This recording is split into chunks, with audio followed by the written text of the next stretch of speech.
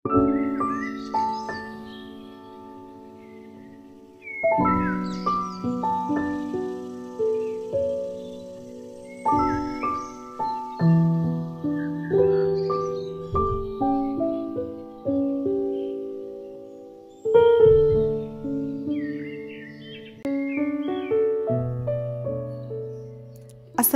আলাইকুম।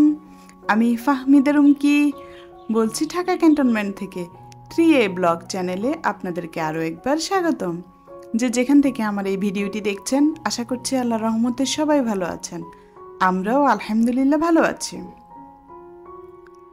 আজকে সকালে নাস্তা শেষ করে আমরা এক জায়গায় বেড়াতে যাব। জায়গাটা হচ্ছে মুগদা মতিঝিল এলাকা। ওখানে আরাফার বাবার যে মামাতো ভাইরা আছে, তো একজন ভাই ইটালি থাকে, উনি দাওয়াত করেছেন। উনি বাংলাদেশে থাকেন না, কিন্তু সুন্দর একটি ফ্ল্যাট সাজিয়ে রেখেছেন। তো আজকে সেটাই আমি আপনাদেরকে দেখাবো। ওখানে বেড়াতে গিয়েছি আর সেই সাথে টুকিটাকি ভিডিও করে নিয়েছি। সকালের নাস্তাটা একটু করে বানিয়েছি, মানে রাতে আসলে তো খুব টায়ার্ড থাকবো, তখন আর হচ্ছে রান্না করতে ভালো লাগবে না। তো রাতের খাবারটা, দুপুরে ভারী খাবার খেলে রাতের খাবারটা খুব হালকাই খাই আমরা। সেজন্য ডাল আর ডিম দিয়ে একটা তরকারি করেছি। এটাই এখন রুটি দিয়েও খাওয়া হবে আর রাতের বেলায় এসে ভাতের সাথেও খাওয়া হবে। বাচ্চাদেরকে তাড়াতাড়ি তুলে দিয়ে নাস্তা দিয়ে দিলাম, কারণ ওরা গোসল করবে, ওদের রেডি হতে সবচেয়ে বেশি সময় লাগবে। তারপর ঘরটাও একটু গুছাতে বললাম আরাফাকে। আরাফা ঘরটা গুছিয়ে নিচ্ছে আর এদিকে আমি বাচ্চাদেরকে নাস্তা দিয়ে দিলাম। আরহান তো কি খাবে, ও একটা একটা করে খাচ্ছে, দেখছে, এইরকমই চলছে ওর অবস্থা। তারপর হচ্ছে আমার তো রেডি হতে বেশি সময় লাগে না। এই যে আমার রেডি হওয়াটাও দেখাচ্ছি একটু। যার বাসায় যাচ্ছি উনি আমার দেবর নাকি ভাসুর হন, আসলে আমি শিওর না। তারপরে হচ্ছে ওনারা যেটুকু শুনেছি, ওনারা পিঠাপিঠি ছিলেন, আরাফার বাবা আর উনি। তো আমার মামি শাশুড়িকে কখনো জিজ্ঞেস করা হয়নি অবশ্য, তবে আমার শাশুড়িকে জিজ্ঞেস করেছিলাম, উনি হচ্ছে সঠিক বলতে পারেন নাই। আর যার বাসায় যাচ্ছি সেই ভাইয়া, উনি বলেছেন আমি বড়, সোহেল আমার ছোট, তো সেই হিসেবেই ওনাকে আমি ভাসুরি ধরে নিচ্ছি। তো যা ওনাকে আমি ভাবি বলি, উনিও আমাকে ভাবি বলেন। আমরা কেউ কাউকে হচ্ছে নাম ধরে বলি না। আসলে কে দেবর কে ভাসুর বোঝা যাচ্ছে না, ওনারা পিঠে ছিলেন। তো যাই হোক, আমি ওনাকে বড় ভাইয়া ভাসুর বলে সম্বোধন করলাম। যাচ্ছি আমার ভাসুরের বাসায়। এখান থেকে যেতে আমাদের বেশ সময় লাগে। আমাদের এখান থেকে আমরা কতক্ষণ 11টায় রওনা দিয়েছি, ওখানে পৌঁছাতে পৌঁছাতে আমাদের প্রায় 1টা বেজে গিয়েছিল। আমরা ঢোকার সময় তখন জোহরের আজান হয়ে গিয়েছিল। আর রাস্তায় যে জ্যাম পড়ে, যে অংশটুকু জ্যাম পড়েছে ওটা তো আর আমি রেকর্ডে রাখলাম না। তো যাই হোক, রাস্তার জ্যাম জট কাটিয়ে আমরা বাসায় চলে এসেছি। আর বাসায় আসার পরে আমার মনে হলো যে এখনও কেউ গেস্টরা সবাই আসেনি, তো এই ফাঁকে আমি একটু ভিডিও করে নেই। অবশ্য যাদের বাসা তাদের অনুমতি নিয়েই আমি ভিডিও করছিলাম। বাসাটা এত সুন্দর, মাশাআল্লাহ, কি বলবো। আমার কিন্তু এই মুহূর্তে একটা গান মনে পড়ে গিয়েছে। লোকে বলে ও বলে রে ঘর বাড়ি বালায় নাই আমার, লোকে বলে ও বলে রে ঘর বাড়ি বালায় নাই আমার, কি ঘর বানাইমু আমি শূন্যের মাজার, লোকে বলে ও বলে রে, বালা কইরা ঘর বানাইয়া কয়দিন থাকমু আর, আয়না দিয়া চাইয়া দেখি পাকনা চোলা আমার, লোকে বলে ও বলে রে ঘর বাড়ি বালায় নাই আমার। আমাদের প্রত্যেককে আল্লাহ পাক সমানভাবে রাখেননি, যে যেমন করে ঘর বাড়ি বানিয়েছি তাই নিয়ে সন্তুষ্ট থাকবো। এখানে 4টা বেডরুম আর ড্রয়িং ডাইনিং আর কিচেন, 3টা বাথরুম আছে। তো আমি 4টা বেডরুমই আপনাদেরকে দেখাতে পারিনি, কারণ 4টা বেডরুম হচ্ছে লোকজন ছিল, আমি আসলে পারিনি। তারপরেও এই ইন্টেরিয়রের কাজটা অনেক সুন্দর হয়েছে, বিশেষ করে লাইটিংগুলো অন্যরকম হয়েছে। এই যে কোণার দিকে যে বেডরুমটা, আমি এখন আপনাদেরকে এই বেডরুমটা দেখাবো। তার আগে এই ডাইনিং এরিয়াটা ভালো করে একটু ঘুরিয়ে দেখাচ্ছি।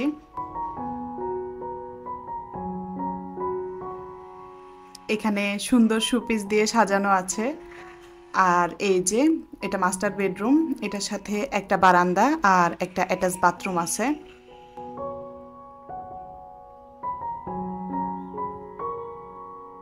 প্রত্যেকটা জায়গায় লাইটিং করা, আলমারির নিচে, খাটের নিচে, সরি খাটের নিচে না, ড্রেসিং টেবিলের নিচে, সব জায়গায় লাইটিং করা।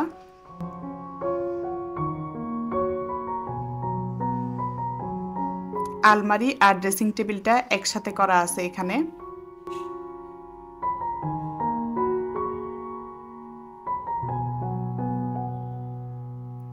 আর ওই পাশে বারান্দা, বারান্দা দিয়ে পাখির পালক, তারপর হচ্ছে ময়লা ধুলা আসে দেখে ওই পাশটা হচ্ছে কভার করা আছে, তো আর ভালো করে আমি দেখাতে পাচ্ছি না। আর এটা ওনার বাচ্চার মেয়ের বেডরুম সম্ভবত, এই বেডরুমটা। তো এটা দেখাতেও একটু সমস্যা হয়েছে, আমি পুরোভাবে দেখাতে পারিনি। এখানে আমার মামি শাশুড়ি ছিল, উনি ঘুমিয়েছিল, আর আমি এক পাশ থেকে হালকা পাতলা করে নিয়েছি। এরপর তো সব লোকজন চলে আসবে, আমি আর কিছুই দেখাতে পারিনি আপনাদেরকে, তারপরেও যতটুকু পেরেছি। এপাশেও একটা বারান্দা, একটা বাথরুম, এটাও একটা মাস্টার বেডরুম বলা যায়। আসলে এই ভাইয়ের বাচ্চারা ইটালিতে জন্ম, 2 বাচ্চারই। তো ভাই একদিন বলেছিল যে আমার বাচ্চারা যখন বাংলাদেশে আসবে, বাংলাদেশের বাসাটা যেন ওদের পছন্দনীয় হয়, ওদের ভালো লাগার একটা জায়গা হয়, সেই দিকটা বিবেচনা করেই আমি এত সুন্দর করে ওদের পছন্দের মতো ইন্টেরিয়রের কাজটা করিয়েছি। তো মাশাল্লাহ, এটা একটা আমাদের জন্য, তো আসলে আমরা সাধারণ জনগণ, এটা আমাদের জন্য একটা বিলাসবহুল জীবনই বলা চলে, আমরা তো সাধারণ জনগণ। আচ্ছা যাই হোক, এখানে ওদের কিচেনটা একটু দেখাচ্ছি। কিচেনে অনেক সুন্দর করে ইন্টেরিয়রের কাজ করিয়েছে। তারপরে আমি আসলে খুলতে পারছিলাম না, এপাশে কে যেন একটা ব্যাগ রেখেছে, এটা খুলতে পারিনি। আর এপাশ থেকে একটু দেখাচ্ছিলাম, এখানে উপরের ক্যাবিনেট করা, আর সেই সাথে এখানে আরেকটা জিনিস দেখাতে ভুলে গিয়েছিলাম, তো আবার ঢুকলাম যে কাউন্টার টপটা একটু ভালো করে ভিডিও করে নেই। তো কাউন্টার টপটা ভিডিও করতে এসে এখানে যে সিঙ্ক এরিয়াটা সেটা, আর তার সাথে একটা ফিল্টার লাগানো আছে সেটা। আপনাদের কারো যদি শখ হয় এরকম বিলাসবহুল বাড়ি বানানোরও শখ হতে পারে, তখন দেখে নিতে পারেন, কারো জীবনে হয়তো কাজে লাগতেও পারে, তাই আমার এই ভিডিওটা করা। আর এখানে হাতের কাছে সব জিনিস যেন থাকে, তাই ছোট ছোট করে ড্রয়ার করা, আর ড্রয়ারে হাতের কাছে সব জিনিসই রাখা হয়েছে। এটা একটা চুলা, চুলার নিচে মাইক্রোওয়েভ ওভেন। তো ডিশ ওয়াশারও ছিল, সম্ভবত আমার ওই অংশটা স্কিপ হয়ে গিয়েছে। ডিশ ওয়াশারটা খুলে আমি দেখাতে চেয়েছিলাম, কিন্তু আমার ভিডিওটা খুঁজে পাচ্ছিলাম না আসলে। আর এটা হচ্ছে ভাইয়ের ছেলে, একমাত্র ছেলে, একটা ছেলে আর একটা মেয়ে। তো ওর নাম হচ্ছে তামজিদ। ওর খুব ইচ্ছা, আমি যখন ভিডিও করছিলাম ও খুব খুশি হচ্ছিল, ও আমার চ্যানেল দেখে। আমার চ্যানেল দেখে বলতে কি, ও চ্যানেলে ঢুকে আরহানকে দেখে। তো ওর ইচ্ছা, খুশি হয়েছিল যে তুমি 3A ব্লগ চ্যানেলে দেখাবা। আমি বললাম হ্যাঁ। তারপর বলছিল যে ওকে যেন দেখাই আরহানকে। ওকে আর আরহানকে একসাথে দাঁড় করিয়ে ফটোশ্যুট করতে চেয়েছিলাম, কিন্তু একটা ছবি আমি তুলতে পারিনি, দুঃখিত।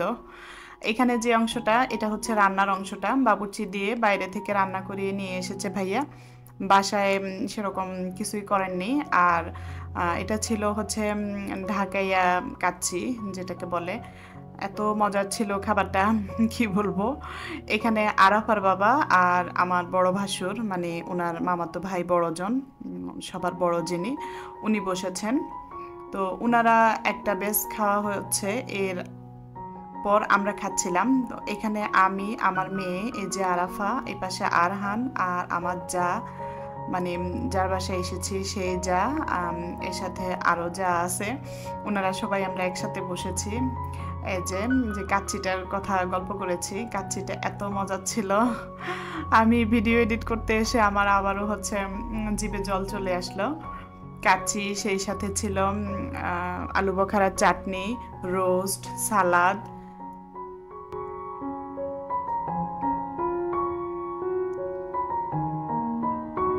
খাসির মাংসটা অনেক সুন্দর নরম সফট হয়ে গিয়েছে।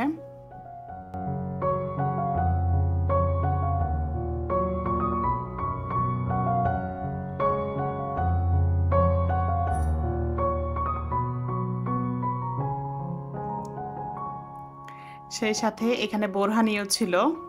এই যে বোরহানিও কিনে এনেছে বাইরে থেকে। ওই যারা যে বাবুর্চি রান্না করে দিয়েছে তিনি বোরহানিও বানিয়ে দিয়েছেন। আর বিকেল টাইমটা আরাফার বাবা সবাই এসেছে ছাদে। সবাই বলতে আমাদের ফ্যামিলিরই আরাফাই এসেছে। আর এই ভিডিওটুকু আমাকে আমার আরাফা করে দিয়েছে। তার কাছে এই গাছগুলো খুব ইউনিক লেগেছে। আর এত সুন্দর একটা ফ্ল্যাটে ছাদের মধ্যে এত ইউনিক কালেকশন গাছ তো থাকবেই, এটা তো স্বাভাবিকই। তো সেই অংশটুকু আরাফার খুশিতেই রেখে দিলাম।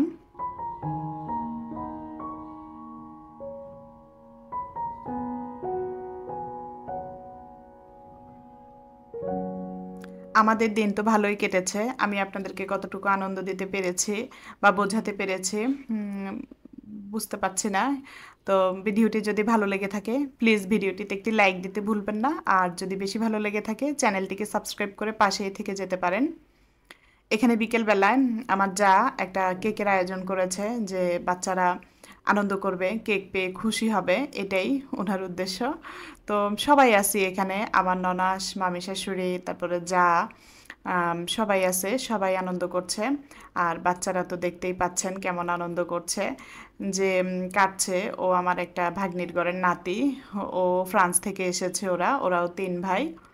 আরেকজন ব্লগারও আছেন, উনি ভিডিও করে নিচ্ছে। আর সবাই এখানেই আছি আমরা। তো আজকের মতো এখানেই আমি আপনাদের কাছ থেকে বিদায় নিয়ে নিচ্ছি। আল্লাহ হাফেজ, আসসালামু আলাইকুম।